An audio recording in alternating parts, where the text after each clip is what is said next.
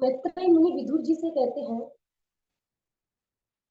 कि ब्रह्मा जी के मानस पुत्र अत्रि मुनि का विवाह अनसुया से हुआ।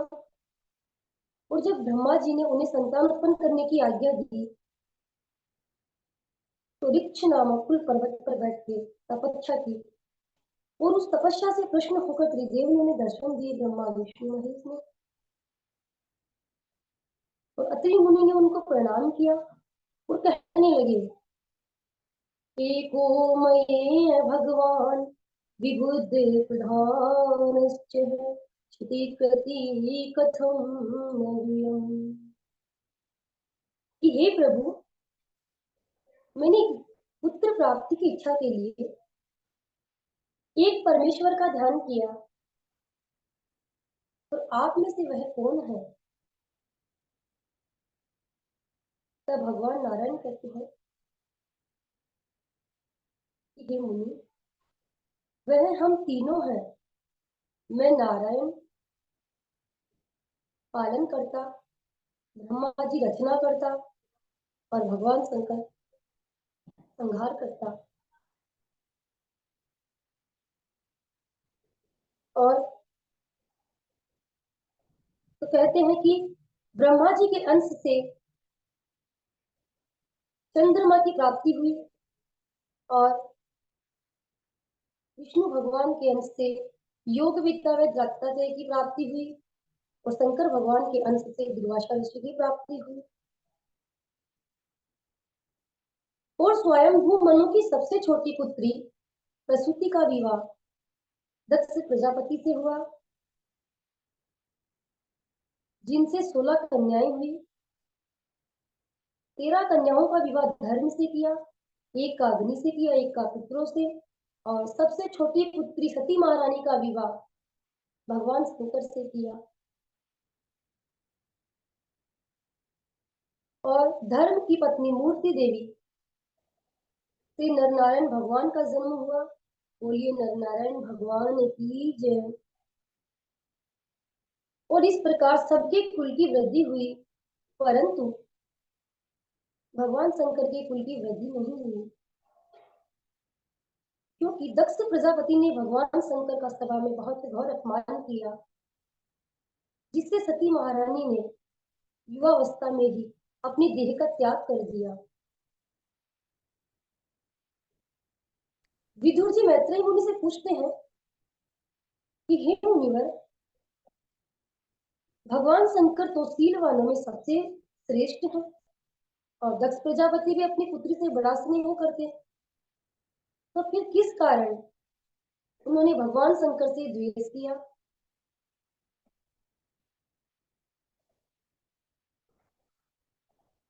तो मैत्रेय मुनि कहते हैं, पूरा विश्व सृजाम सत्रे समेता परमर्षया तथा मर्गणा सर्वे। सुनो सुने सानुगान योग्य। मैत्रेय मुनि विदुर जी से कहते हैं कि जब ब्रह्मा जी ने दक्ष प्रजापति को प्रजापतियों का अध्यक्ष बनाया तो दक्ष प्रजापति में अहंकार आ गया, अभिमान आ गया, क्योंकि पद को पाकर मद तो आ ही जाता है। और प्रजापति का अर्थ होता है देवताओं का एक बहुत ही बड़ा उत्तम पद होता है। और राजा दक्ष प्रजापति के जमाई भगवान शंकर जी हैं। और हमारे परम पूज्य गोस्वामी जी महाराज कहते हैं, नहीं को अस जनिमा जग माही प्रभुता पाई जाही मद नाही। इस संसार में ऐसा कोई भी उत्पन्न नहीं हुआ जो ऐश्वर्य को पाकर अभिमान ना करे, जिसे मद ना हो। एक बार देवताओं का बहुत बड़ा सत्र हुआ, सभी देवता ऋषि मुनि गण सभी एकत्रित हुए सभा में और दक्ष प्रजापति का आगमन हुआ। सभी देवता ऋषिगण एक साथ खड़े होकर उनका अभिवादन स्वागत सत्कार करने लगे। दक्ष की जय हो, दक्ष प्रजापति की जय हो। सभी एक साथ खड़े हो गए, परंतु ब्रह्मा बाबा और भगवान शंकर अपने यथास्थान पर बैठे रहे। ब्रह्मा बाबा तो खैर पितामह है, परंतु भगवान शंकर तो दक्ष प्रजापति के जमाई है। और जब दक्ष प्रजापति की दृष्टि उन पर गई तो उन्होंने देखा कि ये तो पितामह है, परंतु ये तो मेरे जमाई है, तो ये मुझे देखकर खड़ा नहीं हुआ। तो उन्हें क्रोध आ गया, तो कहने लगे कि ऋषि मुनियों सुनो, मैं आपको शिष्टाचार की बात बताता हूँ। सभापति तो एंड में बोलते हैं, परंतु यहाँ तो पहले ही बोलने लग गए। सब देवताओं गणों ने सोचा कि कोई बहुत आवश्यक सूचना होगी, सब सुनने लगे। तो दक्ष प्रजापति कहता है कि मैं आपको शिष्टाचार की बात बताता हूँ कि यह जो शिव है वह लोकपालों की कीर्ति को धूमिल कर रहा है। इससे उठने बैठने का ढंग नहीं, समाज का ज्ञान नहीं है। मेरे पिता ब्रह्मा जी के कहने पर मेरे इस मृकट लोचन से मेरी पुत्री मृगलोचनी का विवाह कर दिया। इसलिए ये मेरे पुत्र समान हुआ, परंतु मुझे देखकर ये मेरे सम्मान में खड़ा नहीं हुआ।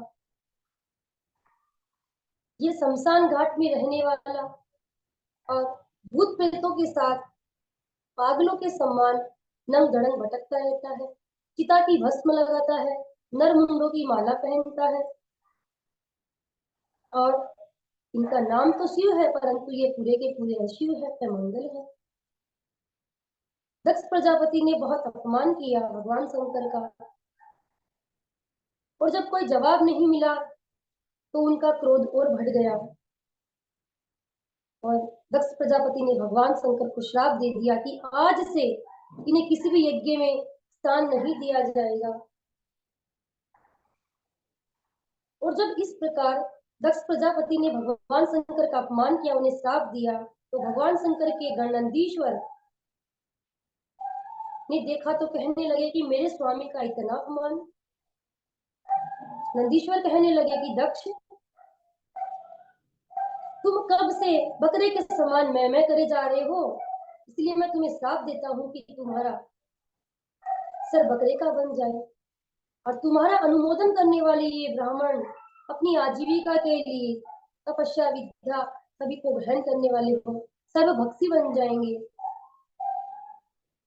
और जब निरपराध ब्राह्मणों को श्राप देते हुए देखा तो यज्ञ के आचार्य भृगु जी महाराज, उन्होंने भगवान शंकर के गणों को श्राप दे दिया कि तुम सब पाखंडी, सभी नशीली चीजों का सेवन करने वाले बन जाओगे। इधर से शराब उधर से शराब, उत्तर प्रति उत्तर होने लगा। भगवान शंकर ने देखा सुना और वह उठे। फिर उन्होंने सोचा कि जब तक मैं यहाँ रहूंगा इसी तरीके से उत्पाद चलता रहेगा, यदि मैं यहाँ से चला जाऊंगा तो मेरे गण भी मेरे साथ चले जाएंगे, बात यहीं समाप्त हो जाएगी। तो भगवान शंकर वहां से उठकर चले गए और उनके गण भी उनके साथ चले गए।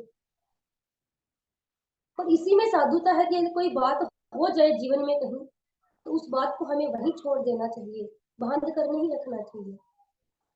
कभी भी किसी से बदवैर नहीं करना चाहिए। बदवैर मतलब किसी चीज को बांध कर रखना, हम ऐड करके बैठ जाते हैं। बात हो गई तो हो गई, उन्होंने कहा हमने भी कह दिया, उस बात को वहीं छोड़ दो, आगे चल पड़ो। क्योंकि जिनका हृदय कुटिल होता है वह किसी बात को बांध कर रखते हैं और मौका देते हैं प्रतिकार करने का। इसी प्रकार दक्ष प्रजापति भी भगवान शिव का अपमान करने का मौका तलाशने लगा कि कैसे शिव का अपमान किया जाए। और जब कोई मौका ना मिला तो स्वयं दक्ष प्रजापति ने बृहस्पतिश्व नामक यज्ञ का आयोजन किया और सभी देवताओं को निमंत्रण दिया, परंतु भोले बाबा, ब्रह्मा जी और विष्णु जी को निमंत्रण नहीं दिया, जबकि ये तीनों ही प्रधान हैं, इन तीनों को ही छोड़ दिया। और यज्ञ में सभी देवता पधारे, सभी एकत्रित हुए, यज्ञ आरंभ हुआ। और यज्ञ में सम्मिलित होने के लिए देवता कहां से आए? विमान में बैठकर आकाश मार्ग की ओर से आने लगे। कहां से? कैलाश पर्वत के ऊपर से आने लगे। नीचे भोले बाबा बैठे हैं और देवता भी बड़े विचित्र हैं। वो जानते हैं कि भोले बाबा को निमंत्रण नहीं दिया, जबकि भोले बाबा दक्ष प्रजापति के खास रिश्तेदारों के दामाद हैं। मानो जैसे देवता लोग उन्हें चिढ़ाने, हंसाने, उन पर हंस रहे। जाने के रास्ते तो बहुत सारे हैं, कोई रेलगाड़ी तो थी नहीं कि पटरी पे जाए, ना कोई बस है कि सड़क पे ही जाए। आकाश तो अनंत है, किसी भी मार्ग से जाया जा सकता था, परंतु देवता भी बड़े कुटिल, कैलाश पर्वत के ऊपर से ही जाने लगे। और जब देवताओं को जाते हुए सती जी ने देखा तो पूछने लगी कि आप देवगणों कहाँ जा रहे हो? तो देवताओं ने कहा कि आपके पिता दक्ष प्रजापति के यज्ञ महोत्सव में भाग लेने जा रही हूँ। यह बात सुनते ही सती जी दौड़ी दौड़ी भगवान शंकर के पास आई और कहने लगी, प्रजापते स्ते सुरस्य है सांप्रतम निर्यापितो यज्ञ महोत्सव किल वयं च तत्र विश्रामवाम ते यदयर्थिकामी प्रसन्तिम्। हे परमेश्वर, आज आपके ससुर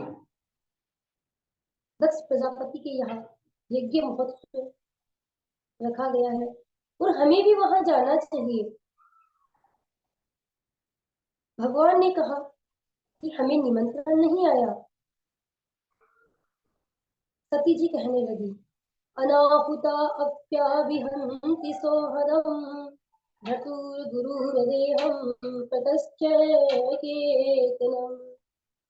हे प्रभु, पिता, पति और गुरु के यहाँ बिन बुलाए भी चले जाना चाहिए। भगवान शंकर कहते हैं कि आपकी बात सत्य है देवी, परंतु जहां जानबूझकर ना बुलाया जाए वहां नहीं जाना चाहिए। और कहने लगे भगवान, तद्पि विरोधिमान जहां कोई तहां गए कल्याण न होई। कि जहां कोई विरोध मानता हो वहां नहीं जाना चाहिए, वहां जाने से कल्याण नहीं होता है। किसने कहा? भगवान शंकर ने। सती जी को मान जाना चाहिए था, क्योंकि भगवान शंकर की वाणी कभी मिथ्या नहीं हो सकती। हो सकता है कोई अनर्थ हो जाए, परंतु सती जी नहीं मानी। तब भगवान ने कहा कि मेरी वचन की अवहेलना करके आप जा रही हो, आपका कभी कल्याण नहीं होगा देवी। और भोले बाबा अपनी समाधि में लीन हो गए और अपने दो चार गणों को सती जी के संग भेज दिया। सती जी जब अपने पिता के यज्ञ में पहुंची, चारों ओर देखा तो महादेव का स्थान कहीं नजर नहीं आया। अपने पिता से कहने लगी, हे पिताजी, आपने सभी देवताओं को निमंत्रण दिया, सभी को बुलाया, मेरे स्वामी को क्यों नहीं बुलाया? अगर उन्हें बुला लेते तो आपका क्या बिगड़ जाता? इतना सुनते ही तो दक्ष प्रजापति क्रोधित हो उठे और कहने लगे, उस अघोरी को जो हड्डियों की माला पहनता है, जिसे उठने बैठने का कोई ढंग नहीं,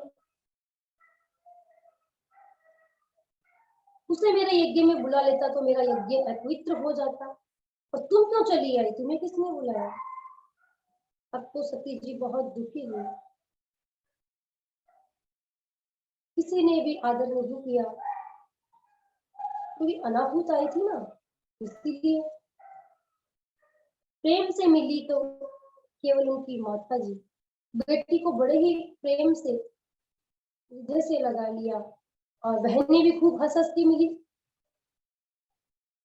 परंतु जब महादेव का स्थान कहीं नजर नहीं आया, तो सती जी से बर्दाश्त नहीं हुआ और वे क्रोधित हो गई। कहने लगी कि आज तो मुझे आपको पिता कहने में भी लज्जा आ रही है कि मैं शिवद्रोही से जन्म ली हूँ। मुझे अपने जीवन से आत्मग्लानि हो रही है। शिव नाम दो अक्षर का, जिसे अपनी वाणी से बोलने में ही जन्म जन्मांतर के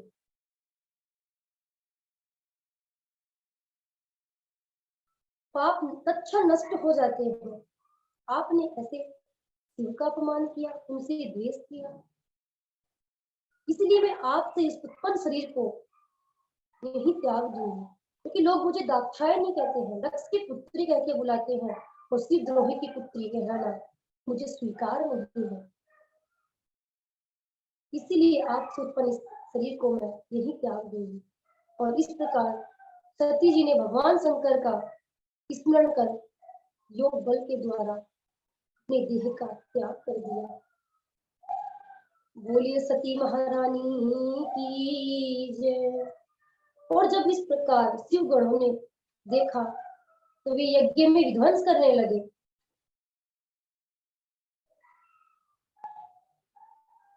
तो इस प्रकार यज्ञ के आचार्य श्री भृगु जी महाराज ने अपहंत रक्षम मंत्र आदि द्वारा यज्ञ में आहुति दी। तभी ऋभु नामक देवता प्रकट हुए, हाथ में जलती हुई लकड़ी से ऐसा प्रहार किया कि सभी भाग चले गए। और इधर श्री नारद जी महाराज भगवान शंकर के गए और उन्हें सारा समाचार कह सुनाया, और महादेव क्रोधित हो उठे। भगवान महादेव ने अपना अपमान तो सहन कर लिया, परंतु अपनी पत्नी का अपमान सहन नहीं कर पाए, क्योंकि सती जी महादेव जी की भक्त भी थी। पत्नी पत्नी तो बाद में होती है, अपनी पत्नी पति की पहले भक्त होती है, और अपने भक्त का अपमान भला भगवान स्वीकार कैसे कर ले।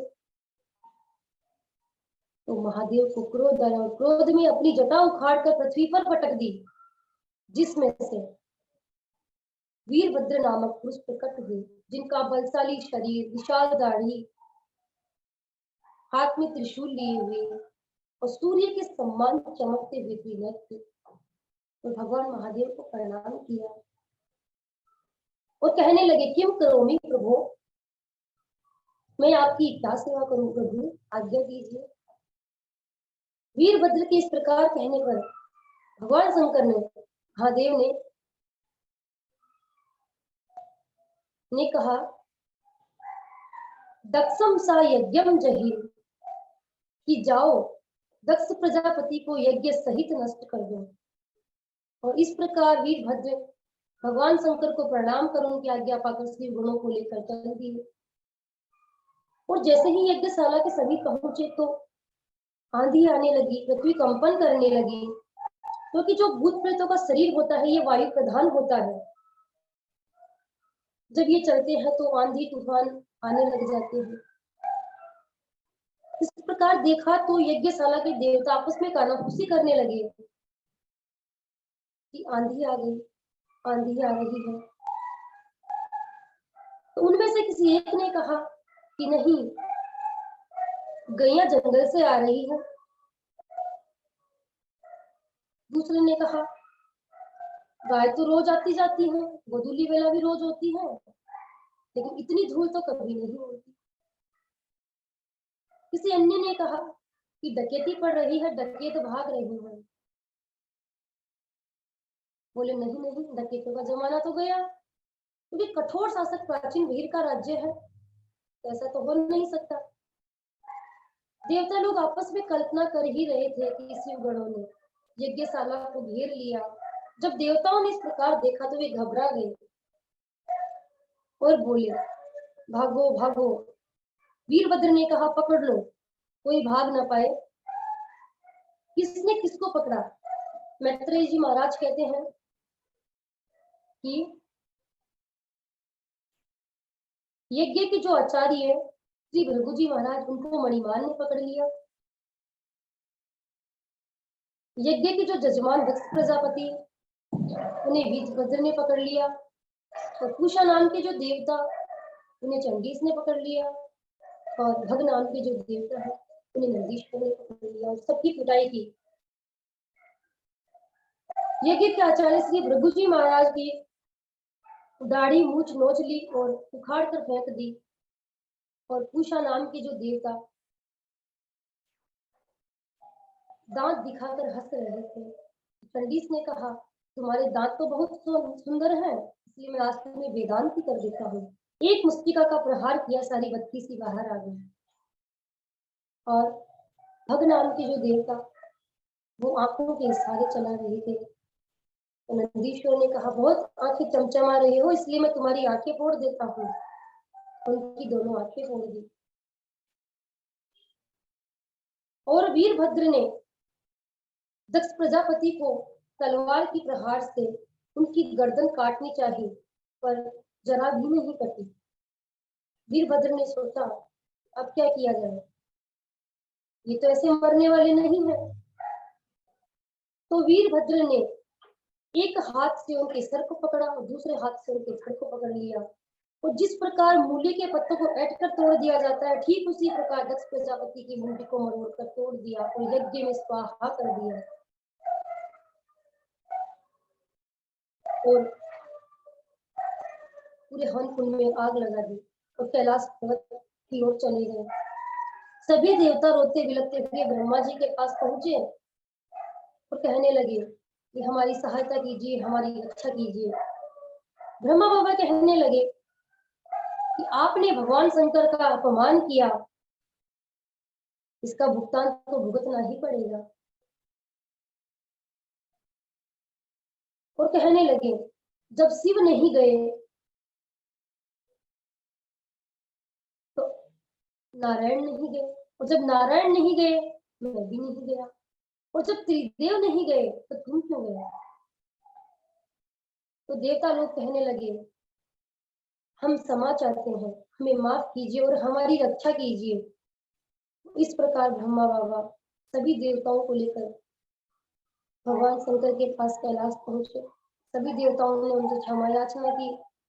भोले बाबा प्रसन्न हो गए और सब कुछ ठीक कर दिया और कहने लगे, जो जिनकी आंख फूटी वो अपनी मित्र देवता की आंख से देखेंगे, उनकी दृष्टि से देखेंगे। और जिनके दांत टूट गए,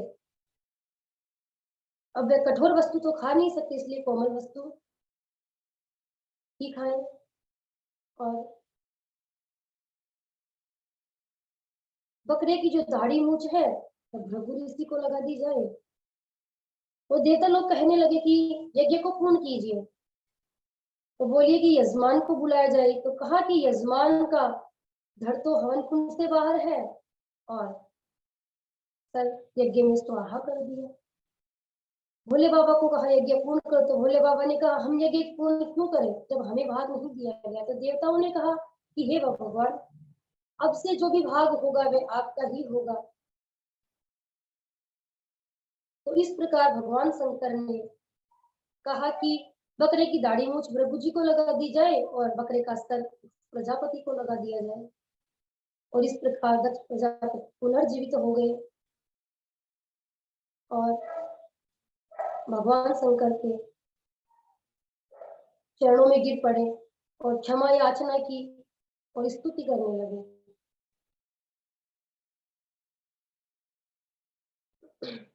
भगवान कहते हैं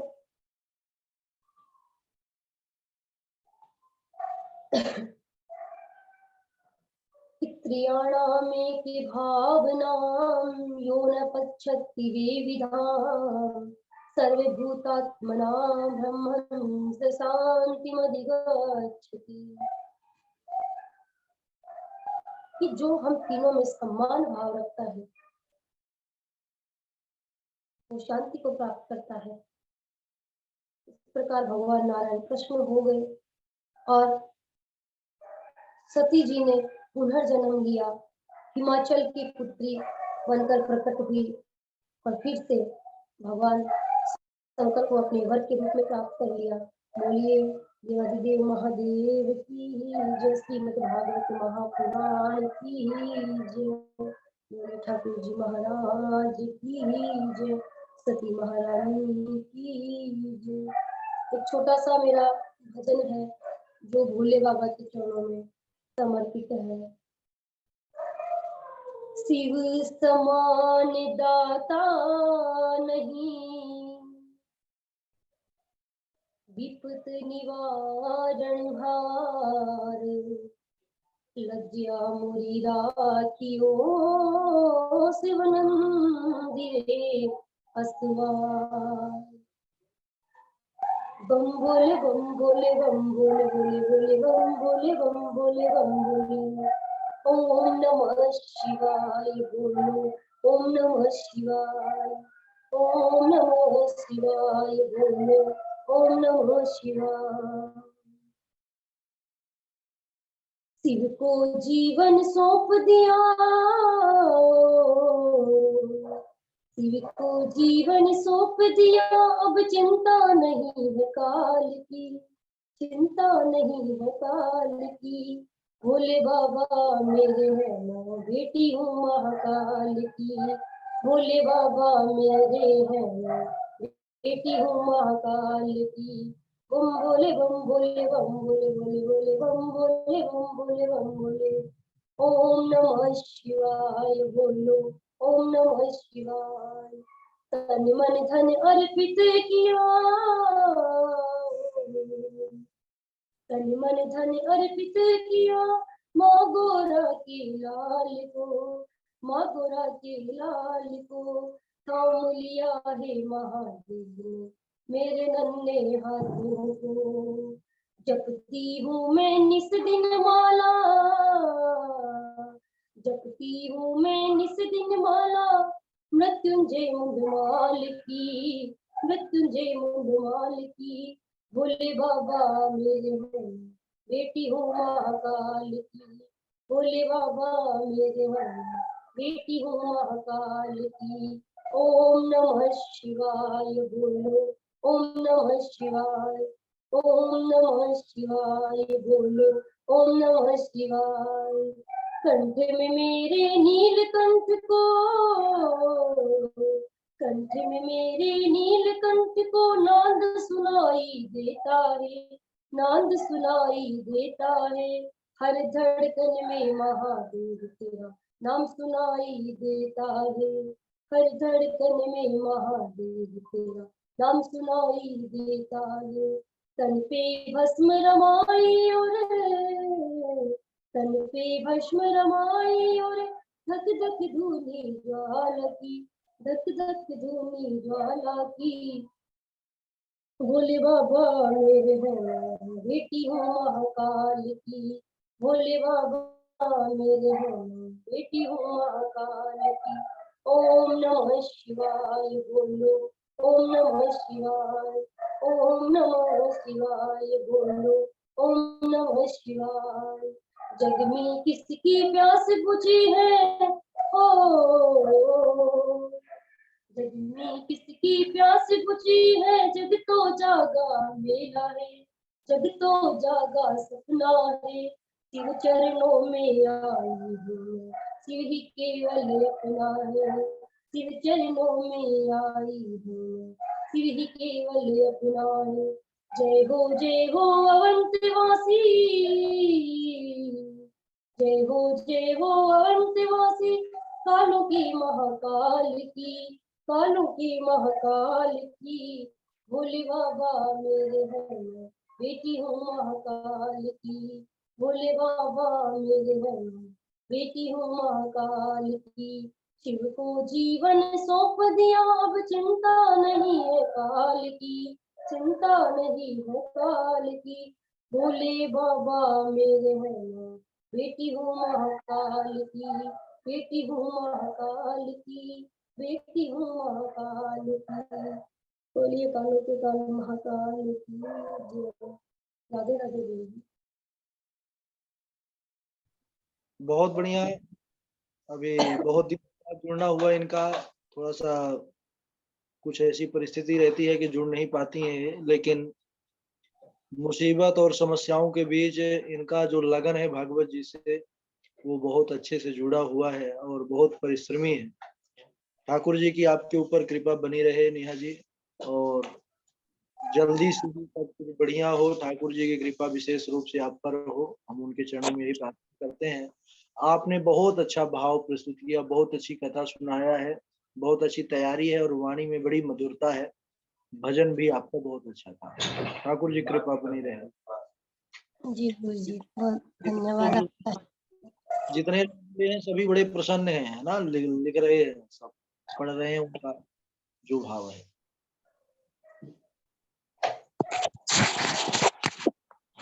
ठीक है, बहुत अच्छा। चलिए कल समय से जुड़िए। आज के कथा का रिकॉर्डिंग, श्लोकों का रिकॉर्डिंग थोड़ी देर से ग्रुप पर आप सभी को प्राप्त हो जाएगा। हर्ष श्री दुबे, आप भी अब कंटिन्यू करिए, ठीक है।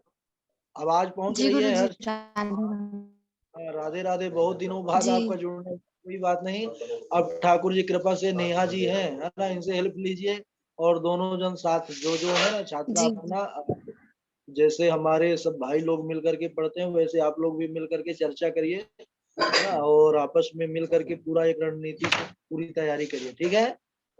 जी गुरु जी। हाँ, इनसे जुड़ जाइए नेहा जी से। जी अरे आनंद भूषण जी और चंद्रशेखर जी, आप लोग भी कल से कंटिन्यू करिए, और हम हाँ आप गुरु। लोगों को दे देंगे, ठीक है। हाँ गुरु। चलिए, हम थोड़ा सा इस समय बाहर हैं, अभी कहीं वृंदावन में ही हैं, लेकिन आश्रम से ही थोड़ी दूर है, कहीं किसी दूसरी कुटिया पर है। इसीलिए थोड़ा सा आज व्यू कुछ दूसरा दिख रहा होगा। ठीक है, आप लोग अब भोजन श्राद्ध करिए, आराम करिए। हम भी आज बहुत भ्रमण किए हैं ब्रज वृंदावन धाम पर, तो थोड़ा हम भी अब भोजन श्राद्ध करेंगे, उसके बाद दूसरी कक्षा लेंगे विश्राम का, तो अभी समय नहीं है हमारे पास, ठीक है। कल आप लोग उपस्थित होइए समय से। आज की कथा का रिकॉर्डिंग, श्लोकों का रिकॉर्डिंग थोड़ी देर से आप सबको प्राप्त हो जाएगा। कृष्णाय वासुदेवाय हरे परमात्मने प्रणता क्लेश नाशाय गोविंदाय नमो नमः। बोले वृंदावन बिहारी लाल की जय। भागवत जय महापुराण देव जय भगवान की जय। जय श्री राधे श्याम। जय। ओम नमः पार्वती पदे हर हर महादेव शंभो। सर्वे भवन्तु सुखिनः, सर्वे सन्तु निरामयाः, सर्वे भद्राणि पश्यन्तु मा कश्चित् दुःखभाग्। शांति शांति शांति। ठीक है, सभी को शुभ रात्रि। जय श्री कृष्ण, जय श्री राधे। आनंद से रहिए, अध्ययन करते रहिए।